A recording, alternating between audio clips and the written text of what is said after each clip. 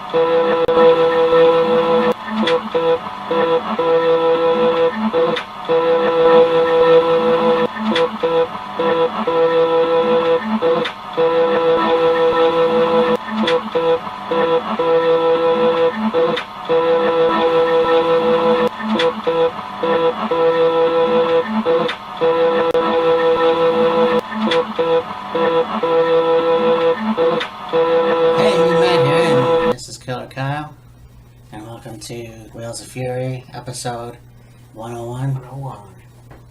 And since it's going to be Smackdown's 1000th episode next Tuesday, we decided for our video this evening, we would do our top favorite moments, memories, matches, anything we can think of to do with Smackdown ahead of episode number 1000. And you know, it was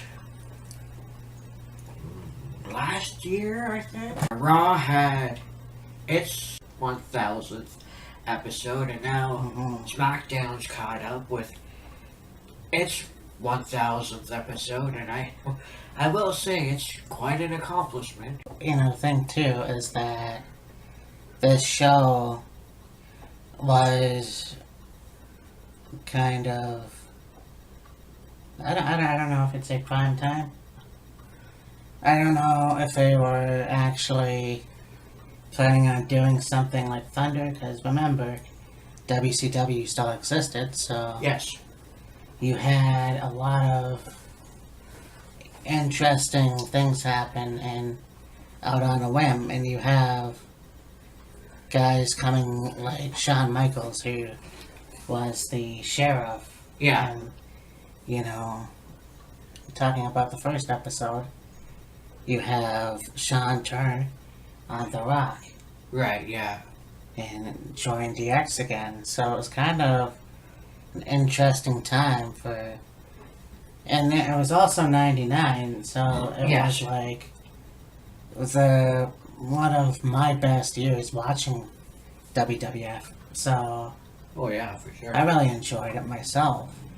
I think the one big difference between SmackDown and Thunder was SmackDown became an extension of WWE to give wrestlers that they had another way to get on television and be seen by people and have superstars come in that were from, in like OVW, for example, and debut. Yeah. Or, you know, an extra platform for maybe guys that were on Monday Night Raw go over to SmackDown and kind of do both shows. With Thunder, it was just basically, we don't have anything for you on Nitro, so we'll throw you on Thunder and give you a match against somebody, and you're still going to be on TV, you're still going to get paid, but it's not really a storyline for anything. It's just, we have this for you to be on TV and still get a paycheck, essentially. Yeah. And the thing that really fascinated me was, because I didn't see Raw that much, to have a WWE show that was a little bit earlier and on a different channel, I guess.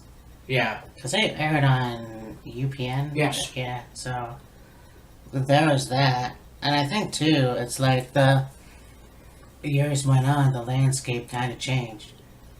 Yes, very much so. You went from the circle spiral thing into the fist. Yeah. And, into so on and so forth. And I think that everything that, I think SmackDown was basically one of my favorite shows, because this was the first WWF show that I've seen all the way through. Right. Whereas Raw, I kind of was on and off, being as old as I was, so... Yeah. I mean, this was a pretty good show. Oh, yeah, absolutely. And I think another thing about it, too, is, basically the whole concept of SmackDown, I have heard and I believe basically premised off of The Rock. Yes, because layeth the smacketh down. Yeah. And all that lexicon that The Rock spewed out. Know your role and all that shit. Well, he was basically the guy that they role modeled most of the stuff off of. Yeah, basically. I mean, you had Stone Cold Steve Austin, but me being the Austin fan, there weren't too many fans of his. No. I mean, you had both. So. Well, I think if we're talking about SmackDown in general, I think we ought to at least talk about the very first episode of SmackDown. Oh, yeah.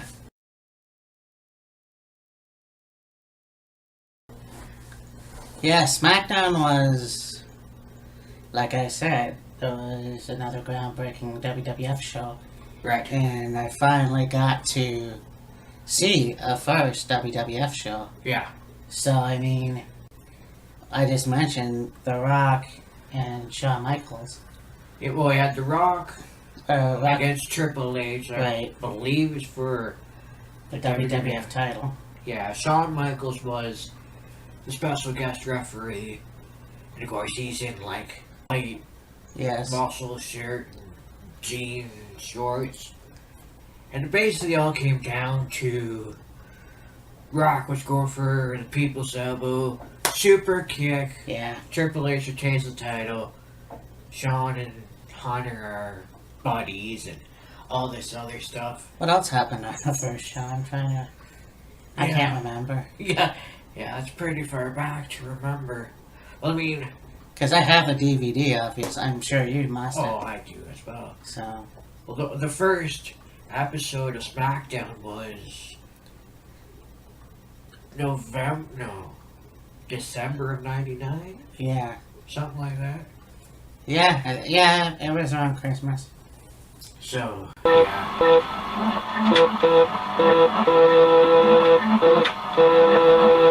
So for me, you have, on a sad note, the Eddie Guerrero tribute. Yeah. And Monday Night Raw was a fairly good tribute, but SmackDown was more or less... And the main show that Eddie was on. Yeah, and also where the Radicals were. Yes. It was kind of fitting to have Chris Benoit and Triple H in the main event. And what was kind of cool about this too is you get to see what kind of family they are. Oh yeah. Because there are no faces, there's no heels. You know, at the end of the matches, they embraced. Yeah, it wasn't about rivalries. It wasn't about who's the face, who's a heel. You know, who's got a storyline with who, and you know, championships on the line or anything like that. It was just remembering Eddie. Yeah. And of course, yours truly got emotional watching it. But it's true, like, you know, you have faces and heels, and you have, oh, I'm gonna hurt you, and all this, and it's like, but these people looked out for each other. Oh yeah, no doubt. Like we talked about many times, when you have a dance partner in the ring, you have to be on top of things more than the person that's leading you. So, I think too, Eddie had his demons, and eventually becoming clean, following God or whatever, but he became very likable. I don't know how much truth there is to this, but I believe that no matter what demons Eddie had, what all the shit he went through, Eddie was always the professional. No matter what. He would do what was necessary to, you know, help the opponent he was in the ring with, and you know, it wasn't just about himself, putting himself over, and all this other stuff.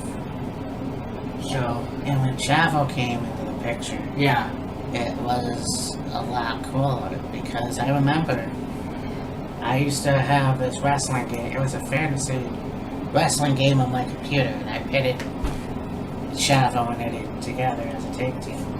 And wouldn't it be funny, months or a year later, to see those two in a tag team?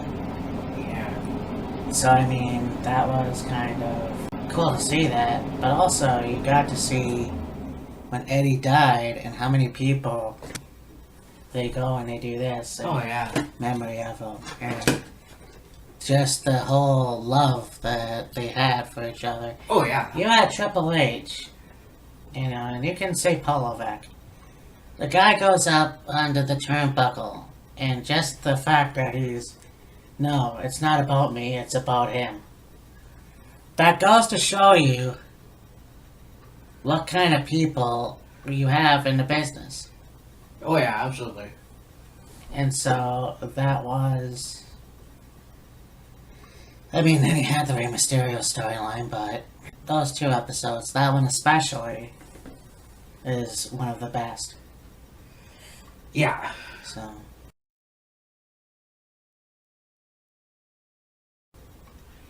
For me, one of the most top 5, top 10 most memorable moments in SmackDown history.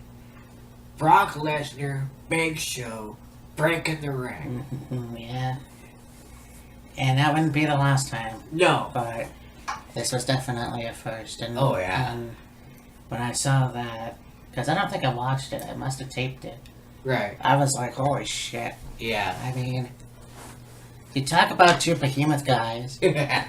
Well, one behemoth guy, and then however tall Lesnar is, and it's about 6'3", 6'4". Yeah, so a superplex is kind of like, okay, well, the ring's gonna collapse anyway, so it sucks when that happens, but I mean, they came out unscathed, and obviously it wasn't the last time we saw that, but I mean, you think about it though, you got a dude that's like 7 feet tall, maybe 7'2", whatever, 500 pounds, and then you got a dude that's 6'3", 6'4", 295 pounds, built like a tank. Oh yeah. That's, well, almost 900 pounds, crashing down on a ring canvas. Yes. It Yeah. can either go two ways. Go off the top rope and look absolutely awesome, and, you know, have them continue the match, and so wins, cool, if Lesnar wins, okay, fine. Or, the second option was, which is what actually happened. Yeah. Kaboom! Oh yeah. Implodes. And at that time, it was shocking because you've never seen that kind of shit before. Oh yeah. And you didn't know if Lesnar or Show were unconscious or gonna get up. Yeah, exactly. I don't know who was reffing that night, but I think it was Mike Chioda. so, you know, you didn't know if Mike was gonna be okay. Yeah. And so, I mean, everybody turned out great. Anyways, Like, when Big Show and Lesnar came off the top rope, you see the ring collapse, then you see poor Mike Chioda go Yeah. down. And then he's down for a little bit, and he gets up, and he's looking around going, what the fuck just happened? oh, you hear Taz, oh wait, shit. Yeah, Right, exactly. backed out, but anyways, That was a pretty amazing moment. I still say, though, probably one of the funniest moments of a match and a referee. I'm glad he's okay. I'm glad it wasn't too serious of an injury. yeah. Or didn't get seriously injured. Was Big Show and Strowman did the exact same thing, and Yeah. fucking, what was his name, John Cone, and then going to brace himself up against the ropes, and when the ring caved, he fucking goes ass over T-Kurt out of the ring. I was like, oh, poor referee. But look how, like, the size difference from Show in 2002 to Show in 2008. I don't think they can fucking have him do that anymore. Oh, yeah, if they I know. superplex him, Yeah. that they would have the same effect. I don't know. He's still tall, but I mean, shit. Yeah, he doesn't weigh as much as he used to. Just with the poor referee. Like Mike Chioda went down, you know, he was still at least in the ring.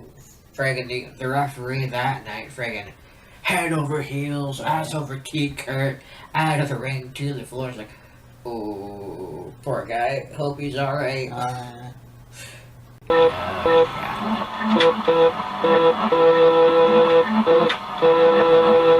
So for me, I was gonna put this further down the list. I just don't know how many we have, so Yeah. might as well start now. Speaking of Brock Lesnar and Kurt Angle, 2003. I want to say September, but I can't remember. It was Iron Man match. Right. And, you know, you have these two guys, both Olympic athletes, both former WWF champions, Right. and they've had many good matches, but I remember this one specifically was really cool because it showed athletic abilities from both guys, and it was probably one of the best matches of SmackDown. Which I don't think it's ever going to be listed as one of the best matches, Right. but just the athleticism. Like you have Brock Lesnar going up to the top rope, Kurt Angle's lying on the mat, and he gets up and he does like a German suplex or something, Yeah. you know. And that, to me, was also a real Iron Man match because at that point, I don't remember seeing too much besides Michaels and Hart, and we all know how that happened. Yes. But Lesnar and Angle had more falls.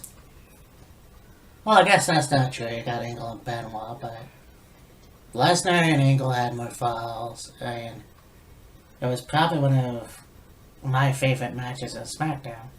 Yeah.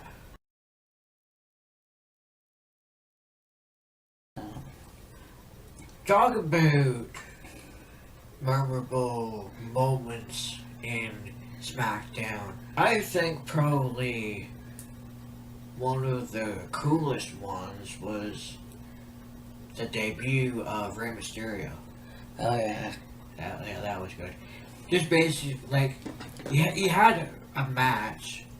I don't even remember who the hell it was against. He won.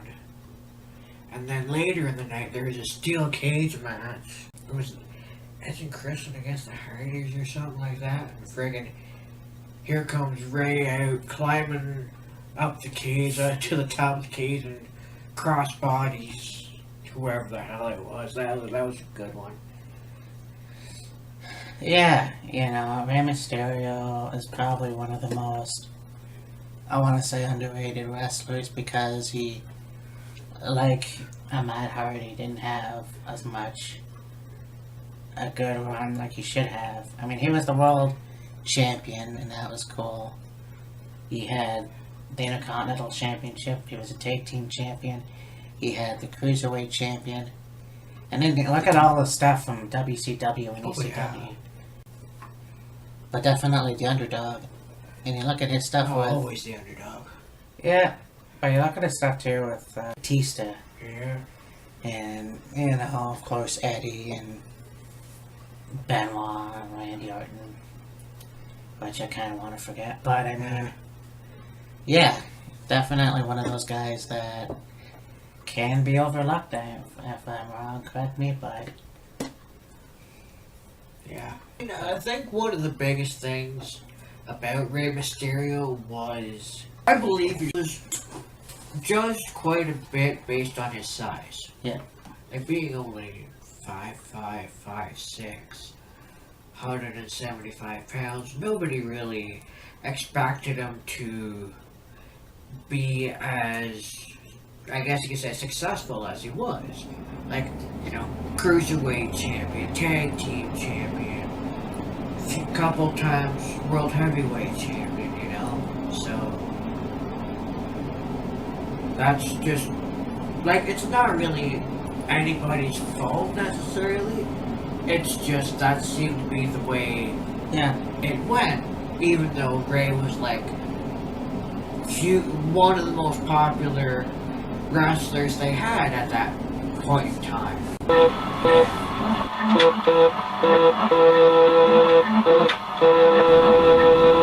So, you know how much I feel about Hogan.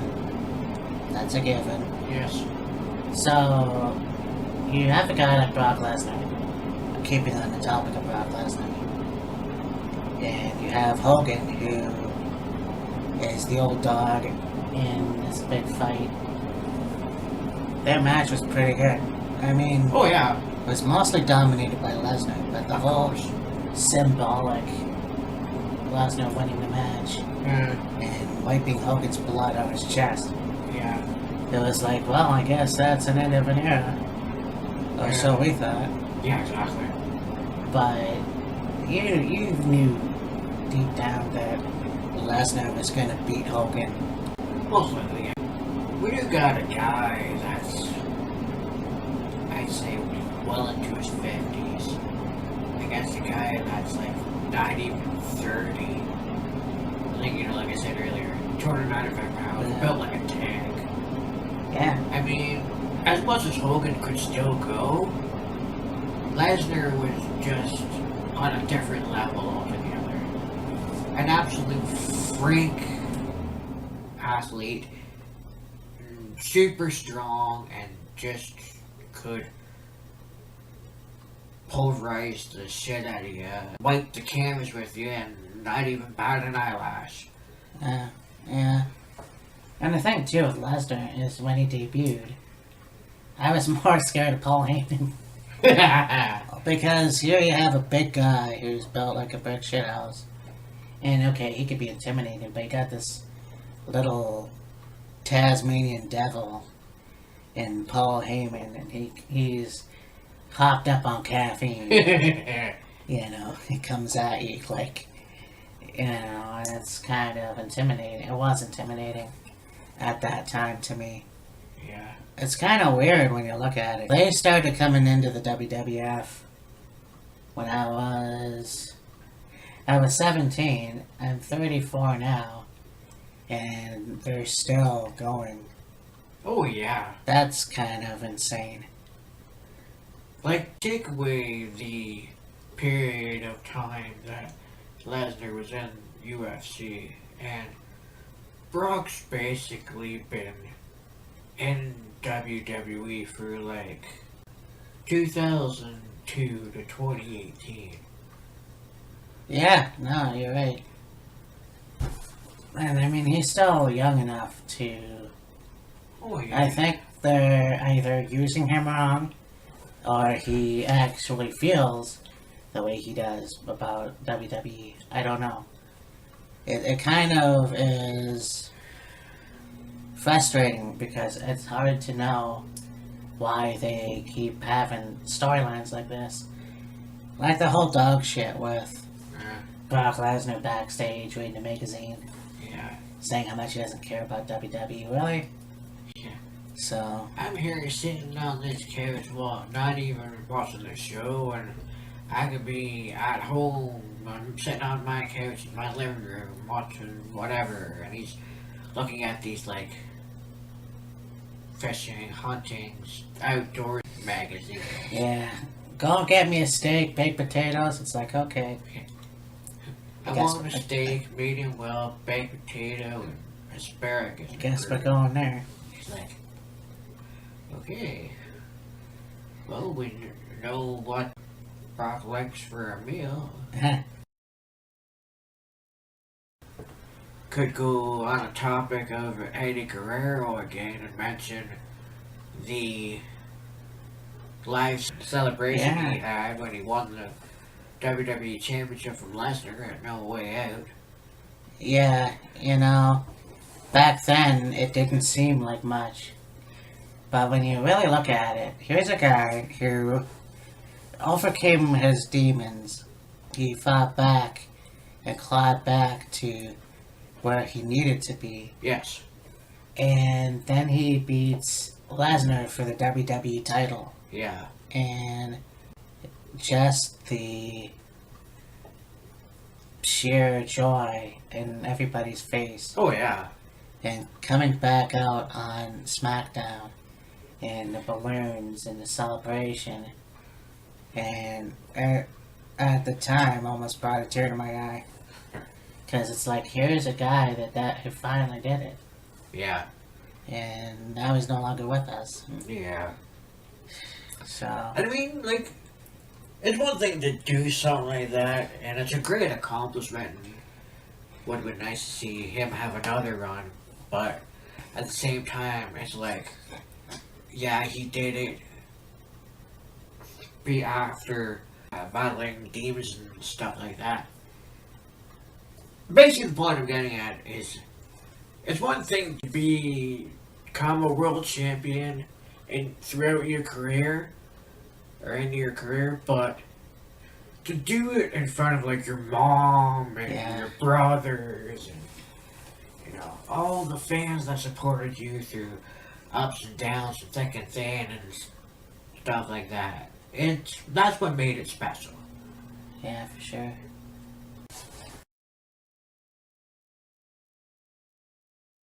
So we talk about when DX came back, Yes. and that was fun. Yeah. Because I really wanted to see that again. I know yeah. that my older brother was a huge fan of theirs, and I thought they were fucking awesome. Obviously didn't get the innuendos, but there was one episode in particular where I think it was when they were back together. Unless it's a different one. Let's talk about that one first. You have the DX Express Right. being totaled by the rattlesnake. Being told by Austin and dropping a concrete divider or whatever it was on the roof of the bus. Yeah.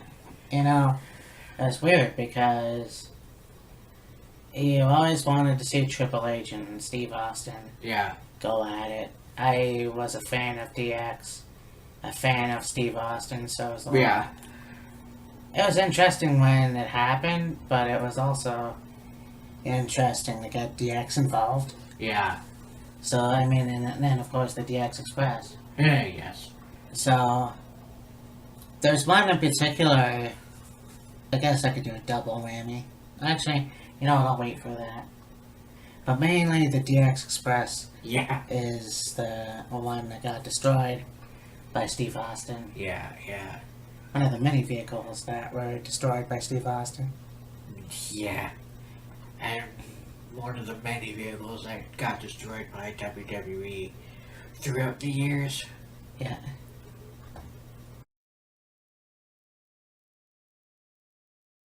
One moment that I just thought of that was actually pretty funny was a rivalry between CM Punk and Chavo Guerrero.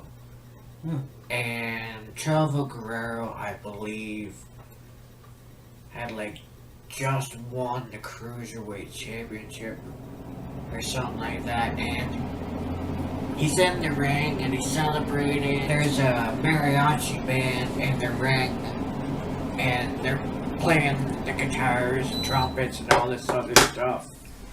And then Chavo's in the ring and he's dancing away, and then he turns around and gets clobbered by one of the mariachi members, and it turned out to be CM Punk disguised as a mariachi band member, yeah. Yeah, that was pretty funny. Yeah, I forgot about that feud. Yeah. It was like the Cruiserweight Championship or something like that. And Well, if anything, Chavo was celebrating and then yeah. clobbered. I mean, if that happened, where it was for the Cruiserweight title and CM Punk would never won it. As far as I know.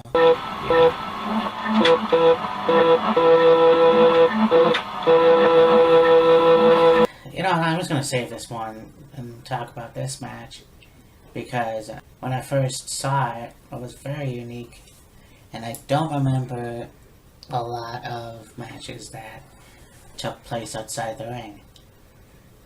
Eddie Guerrero and John Cena, parking lot brawl. Yeah. And it's kind of cool.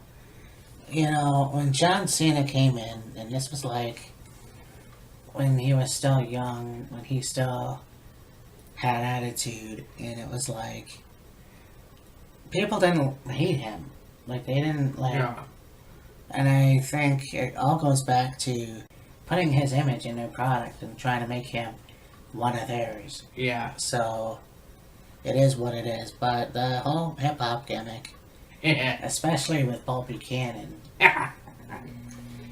But, yeah, this match was definitely a good one. And you got to see the creativity between Eddie and John. Yes, definitely.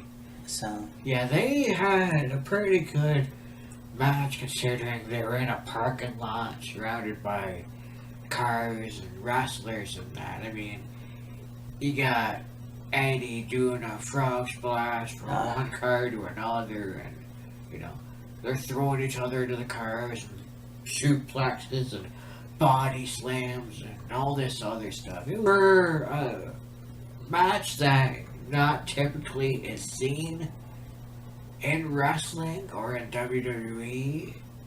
It's very good. yeah, for sure.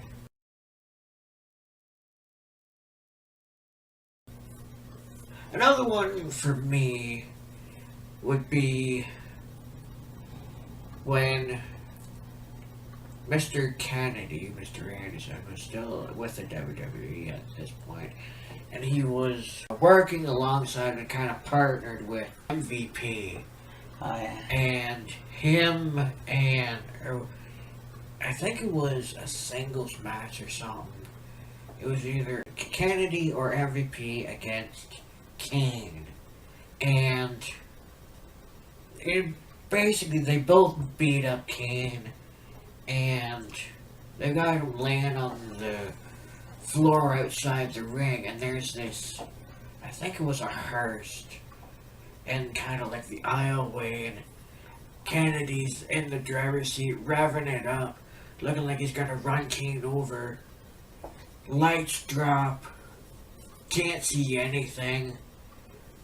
About maybe 30 seconds, a minute, whatever, or goes by, lights come back up. There's Undertaker sitting in the car next to Kennedy. And of course, Kennedy flips out and gets out of the driver's seat, and Kane sits up, and they're both beating up MVP and Kennedy, and that kind of led to a rivalry between the Brothers of Destruction and Kennedy and MVP. You want to talk about MVP and this whole losing streak he had. Oh God, that was a United States Championship. rough. And a lot of people who, and I understand, will not talk about Benoit, but you have to admit that these long did he wait to pin him. Yeah, really. It wasn't that long, but you'd have Benoit backstage, and he's like, I'm gonna drink this cup of coffee in less time than I did when I pinned MVP. Yeah. Or, I'm gonna, and then whatever. Go to the bathroom faster than it took me to pin MVP and do all these little jokes and saying, oh, I'm gonna do this faster than I pinned MVP, and so whatever. Yeah. And again, for anyone watching, we're not promoting Chris Benoit, so fucking relax. Yeah. But anyways.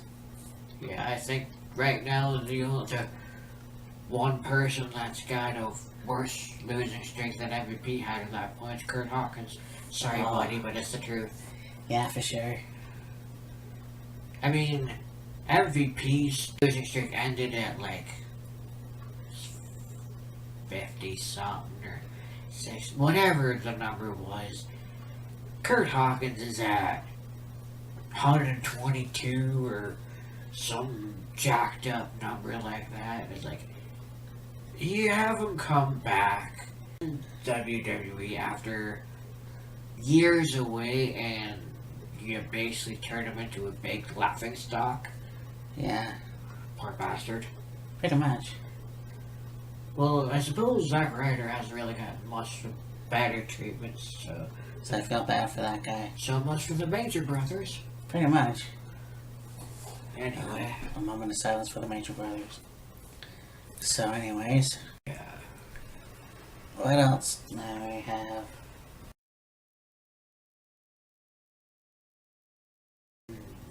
Could go...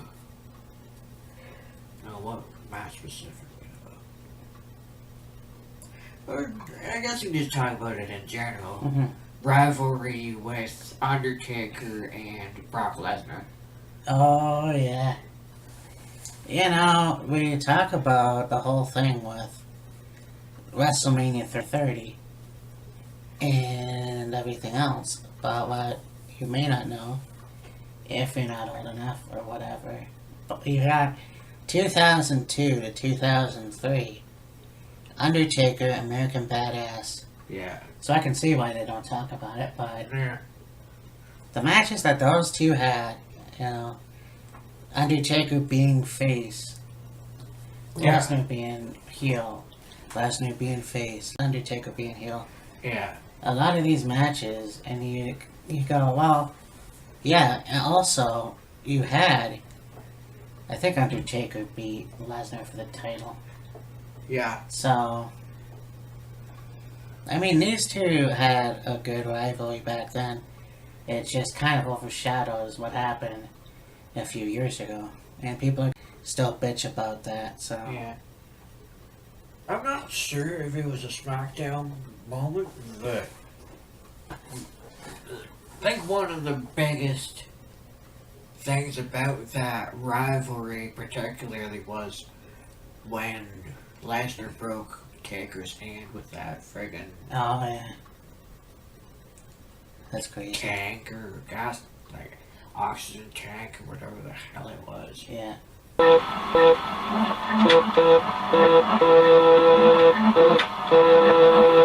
So, we talk about 99 being one of my favorite years. Another one I really enjoyed was 2001.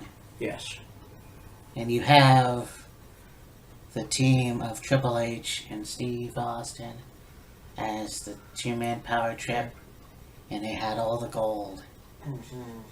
And there was a segment where, and of course you're not going to see this today, Triple H and Stone Cold beating the shit out of the Hardys and Lita. Yes.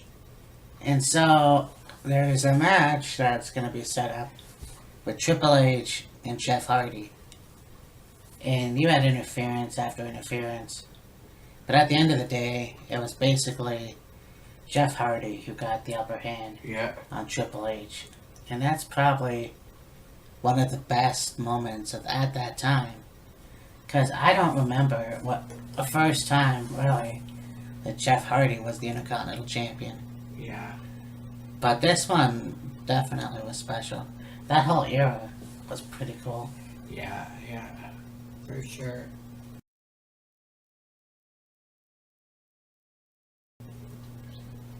I'm gonna kind of stay on the topic of Undertaker here for a moment. We're talking about Lesnar and Taker. Another rivalry that was fairly good. This wasn't when Undertaker was still the American Badass, but still a Smackdown thing though, was Taker and Randy Orton. And Randy Orton, of course, had his dad involved. Yep, Cowboy Bob Barton. The ace. Yes. Well, one thing that was really interesting was, I believe they were getting ready for a Hell in a Cell match. Yep. And you got Randy Orton seeing all these different things, like his dad's face covered in blood, and you got like Orton doing an interview, and Undertaker popping up on the small little screen, or Tim White's last referee match. Yeah. Or he'd be like in the bathroom washing his hands, and in the mirror you'd see Undertaker be in the reflection of the mirror, and then like Orton stand up and see Taker, and then turn around to the door, and Undertaker wouldn't even be there. And it's like, during that point in time, WWE was really creative as far as like how they built up matches and stuff. Yeah. Okay. We'll see you again. Yep.